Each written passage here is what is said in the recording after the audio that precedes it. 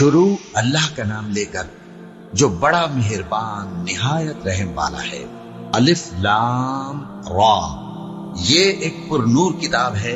इसको हमने तुम पर इसलिए नाजिल किया है कि तुम लोगों को अंधेरों से निकालकर रोशनी की तरफ ले जाओ, यानी उनके परवरदिगार के हुक्म से इज्जत वाले खूबियों वाले मालिक के रास्ते की तरफ, यानी उस अल्लाह के रास्ते की तरफ कि जो कुछ आसमानों और जमीन में है सब उसी का है। और उन काफिरों के लिए अजाब शदीद की वजह से तबाही और बर्बादी मुकद्दर है, जो आखिरत के मुकाबले में दुनियावी जिंदगी को पसंद करते और लोगों को अल्लाह के रास्ते से रोकते और उसमें कजी चाहते हैं। ये लोग बड़े दूर की गुमराही में हैं और हमने कोई पैगंबर नहीं भेजा मगर वो अपनी कौम की जबान बोलता था ताकि उन्हें अहकाम इलाही खोल खोल कर बता दे।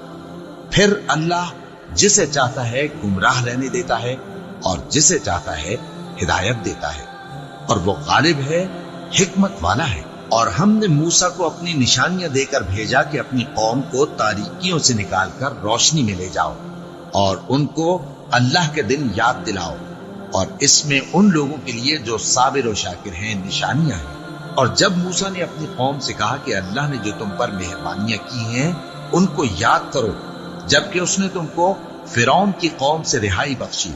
वो लोग तुम्हें बुरे बुरे अजाब देते थे और तुम्हारे बेटों को मार डालते थे और तुम्हारी लड़कियों को जिंदा रहने देते थे, और इसमें तुम्हारे परवरदिगार की तरफ से बड़ी आजमाइश थी।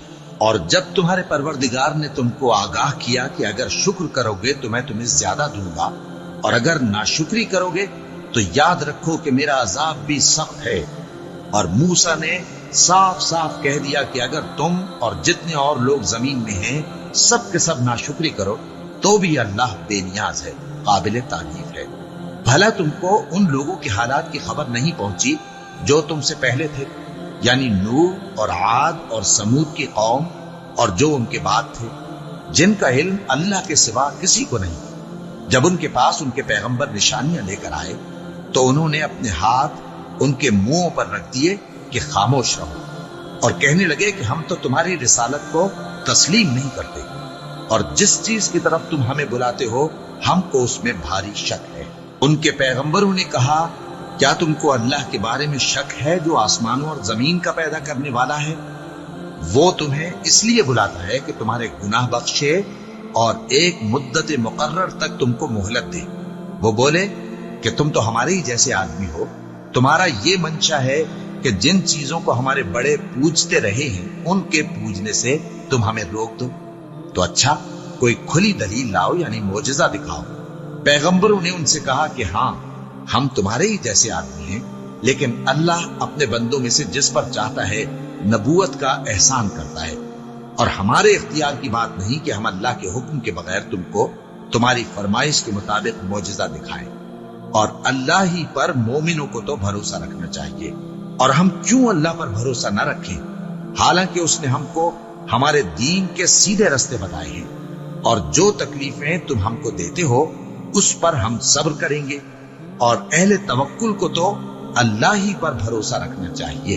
और जो काफिर थे उन्होंने अपने पैगंबरों से कहा कि या तो हम तुमको अपने मुल्क से बाहर निकाल देंगे या तुम हमारे मजहब में वापस आ जाओ। बस उनके परवरदिगार ने उनकी तरफ वही भेजी कि हम जालिमों को हलाक कर देंगे और उनके बाद तुमको इस जमीन में आबाद कर देंगे। ये उस शख्स के लिए है जो क़यामत के रोज मेरे सामने खड़े होने से डरे और मेरे अजाब से खौफ करे। और पैगंबरों ने अल्लाह से फतह चाही और हर सरकश जिद्दी नामुराद रह गया। उसके पीछे दोज़ख है और उसे पीप वाला पानी पिलाया जाएगा। वो उसको घूंट घूंट करके पिएगा और गले से नहीं उतार सकेगा, और हर तरफ से उसे मौत आ रही होगी मगर वो मरने में नहीं आएगा, और उसके बाद सख्त अजाब होगा। जिन लोगों ने अपने परवरदिगार से कुफ्र किया उनके अमाल की मिसाल राख की सी है कि आंधी के दिन उस पर जोर की हवा चले जो उसे उड़ा ले जाए। इसी तरह जो काम वो करते रहे उन पर उनको कुछ काबू न होगा। यही तो परले सिरे की गुमराही है। क्या तुमने नहीं देखा कि अल्लाह ने आसमानों और जमीन को तदबीर से पैदा किया है? अगर वो चाहे तो तुमको नाबूद कर दे और तुम्हारी जगह नई मखलूक पैदा कर दे। اور یہ اللہ کو کچھ بھی مشکل نہیں. اور قیامت کے دن سب لوگ اللہ کے سامنے کھڑے ہوں گے تو غریب پیروکار بڑے بن بیٹھنے والوں سے کہیں گے کہ ہم تو تمہارے پیرو تھے، کیا تم اللہ کا کچھ عذاب ہم پر سے دفع کر سکتے ہو؟ وہ کہیں گے کہ اگر اللہ ہم کو ہدایت کرتا تو ہم تم کو ہدایت کرتے. اب ہم گھبراہٹ ظاہر کریں یا صبر کریں ہمارے حق میں برابر ہے، کوئی جگہ رہائی کی ہمارے لیے نہیں ہے. اور جب حساب کتاب کا کام فیصل ہو چکے گا تو شیطان کہے گا جو وعدہ اللہ نے تم سے کیا تھا وہ تو سچا تھا، اور جو وعدہ میں نے تم سے کیا تھا وہ جھوٹا تھا، اور میرا تم پر کسی طرح کا زور نہیں تھا. ہاں، میں نے تم کو گمراہی اور باطل کی طرف بلایا تو تم نے جلدی سے اور بے دلیل میرا کہنا مان لیا. تو آج مجھے ملامت نہ کرو، اپنے آپ ہی کو ملامت کرو. نہ میں تمہاری فریاد رسی کر سکتا ہوں اور نہ تم میری فریاد رسی کر سکتے ہو. میں اس بات سے انکار کرتا ہوں کہ تم پہلے مجھے شریک بناتے تھے. بے شک جو ظالم ہیں ان کے لیے درد دینے والا عذاب ہے. اور جو ایمان لائے اور عمل نیک کرتے رہے وہ بہشتوں میں داخل کیے جائیں گے جن کے نیچے نہریں بہہ رہی ہیں. اپنے پروردگار کے حکم سے وہ ہمیشہ ان میں رہیں گے. وہاں وہ ہر ملاقات پر ایک دوسرے کو سلام کہیں گے. کیا تم نے نہیں دیکھا کہ اللہ نے کلمہ طیبہ کی کیسی مثال بیان فرمائی ہے؟ وہ ایسی ہے جیسے پاکیزہ درخت جس کی جڑ مضبوط ہو اور شاخیں آسمان میں پھیلی. وہ اپنے پروردگار کے حکم سے ہر موقع پر پھل لاتا ہو. اور اللہ لوگوں کے لیے مثالیں بیان فرماتا ہے تاکہ وہ نصیحت حاصل کریں. اور ناپاک بات یعنی غلط عقیدے کی مثال ناپاک درخت کی سی ہے کہ وہ زمین کے اوپر ہی سے اکھیڑ کر پھینک دیا جائے، اس کو ذرا بھی قرار و ثبات نہیں. اللہ مومنوں کے دلوں کو صحیح اور پکی بات سے دنیا کی زندگی میں بھی مضبوط رکھتا ہے اور آخرت میں بھی رکھے گا. اور اللہ بے انصافوں کو گمراہ کر دیتا ہے اور اللہ جو چاہتا ہے کرتا ہے. کیا تم نے ان لوگوں کو نہیں دیکھا جنہوں نے اللہ کے احسان کو ناشکری سے بدل دیا اور اپنی قوم کو تباہی کے گھر میں لا اتارا، یعنی دوزخ میں، کہ سب ناشکرے اس میں داخل ہوں گے اور وہ برا ٹھکانہ ہے. اور ان لوگوں نے اللہ کے شریک مقرر کیے کہ لوگوں کو اس کے رستے سے گمراہ کریں.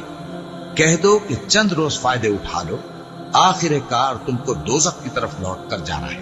اے پیغمبر، میرے مومن بندوں سے کہہ دو کہ نماز پڑھا کریں اور اس دن کے آنے سے پیشتر جس میں نہ اعمال کا سودا ہوگا اور نہ دوستی کام آئے گی، ہمارے دیے ہوئے مال میں سے پوشیدہ اور علانیہ خرچ کرتے رہیں. اللہ ہی تو ہے جس نے آسمانوں اور زمین کو پیدا کیا اور آسمان سے مے برسایا، پھر اس سے تمہارے کھانے کے لیے پھل پیدا کیے اور کشتیوں اور جہازوں کو تمہارے زیر فرمان کیا تاکہ وہ سمندر میں اس کے حکم سے چلے، اور نہروں کو بھی تمہارے زیر فرمان کیا، اور سورج اور چاند کو تمہارے لیے کام میں لگا دیا کہ دونوں دن رات ایک ڈگر پر چل رہے ہیں، اور رات اور دن کو بھی تمہاری خاطر کام میں لگا دیا، اور جو کچھ تم نے مانگا سب میں سے تم کو عنایت کیا. اور اگر اللہ کے احسان گننے لگو تو شمار نہ کر سکو، مگر لوگ نعمتوں کا شکر نہیں کرتے. کچھ شک نہیں کہ انسان بڑا بے انصاف ہے، ناشکرا ہے. اور جب ابراہیم نے دعا کی کہ اے میرے پروردگار، اس شہر کو لوگوں کے لیے امن کی جگہ بنا دے اور مجھے اور میری اولاد کو اس بات سے کہ بتوں کی پرستش کرنے لگے بچائے رکھیو. اے پروردگار، انہوں نے بہت سے لوگوں کو گمراہ کیا ہے، سو جس شخص نے میرا کہا مانا وہ میرا ہے، اور جس نے میری نافرمانی کی تو تو بخشنے والا ہے، مہربان ہے. اے پروردگار، میں نے اپنی اولاد ایک وادی میں جہاں کھیتی نہیں تیرے عزت و ادب والے گھر کے پاس لا بسائی ہے. اے پروردگار، تاکہ یہ نماز پڑھیں سو تو لوگوں کے دلوں کو ایسا کر دے کہ ان کی طرف جھکے رہیں، اور ان کو میووں سے روزی دیتے رہنا تاکہ تیرا شکر کریں.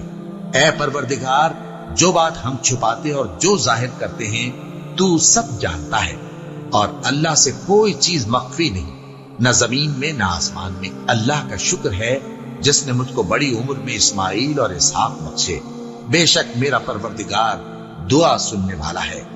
اے پروردگار، مجھ کو ایسی توفیق عنایت کر کہ نماز پڑھتا رہوں اور میری اولاد کو بھی یہ توفیق بخش. اے پروردگار، میری دعا قبول فرما. اے پروردگار، حساب کتاب کے دن میری اور میرے ماں باپ کی اور مومنوں کی مغفرت کیجو۔ اور مومنوں یہ نہ سمجھنا کہ یہ ظالم جو کام کر رہے ہیں اللہ ان سے بے خبر ہے، وہ ان کو اس دن تک مہلت دے رہا ہے جبکہ دہشت کے سبب آنکھیں پھٹی کی پھٹی رہ جائیں گی اور لوگ سر اٹھائے ہوئے میدان قیامت کی طرف دوڑ رہے ہوں گے، ان کی نگاہیں خود اپنی طرف لوٹ نہ سکیں گے اور ان کے دل مارے خوف کے ہوا ہو رہے ہوں گے۔ اور لوگوں کو اس دن سے آگاہ کر دو جب ان پر عذاب آ جائے گا، تب ظالم لوگ کہیں گے کہ اے ہمارے پروردگار ہمیں تھوڑی سی مہلت عطا کر تاکہ ہم تیری دعوت توحید قبول کریں اور تیرے پیغمبروں کے پیچھے چلیں۔ تو جواب ملے گا، کیا تم پہلے قسمیں نہیں کھایا کرتے تھے کہ تم کو اس حال سے جس میں تم ہو زوال نہیں ہوگا؟ اور جو لوگ اپنے آپ پر ظلم کرتے تھے تم ان کے مکانوں میں رہتے تھے اور تم پر ظاہر ہو چکا تھا کہ ہم نے ان لوگوں کے ساتھ کس طرح کا معاملہ کیا تھا اور تمہارے سمجھانے کے لیے مثالیں بیان کر دی تھی۔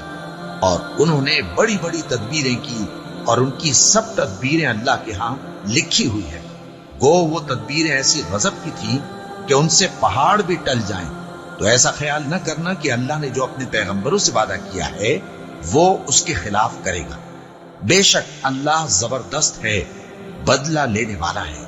جس دن یہ زمین دوسری ہی زمین بنا دی جائے گی اور آسمان بھی بدل دیے جائیں گے اور سب لوگ اللہ کے سامنے نکل کھڑے ہوں گے جو یکتا ہے، بڑا زبردست ہے۔